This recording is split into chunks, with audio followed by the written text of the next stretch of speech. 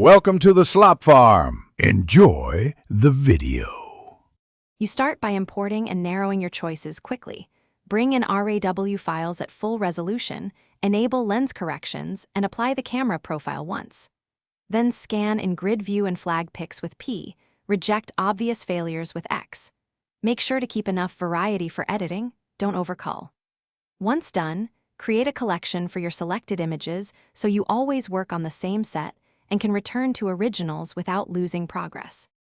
You now control light and color because they define mood. Start with exposure to set overall brightness, then tweak contrast and use highlights and shadows to recover detail. After that, set white balance. Use the eyedropper for neutral midtones and refine with temp and tint. Move to HSL to isolate problem colors.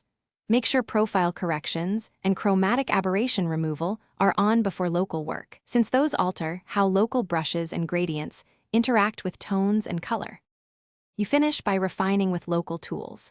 Apply graduated and radial filters for skies or vignettes, and use the adjustment brush for dodging, burning, or selective clarity. Then move to detail for sharpening and noise reduction.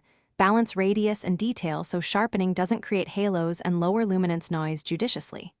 Once satisfied, export with the right size, quality, and color space. sRGB for web, ProPhoto for print. If problems appear, one key troubleshooting tip.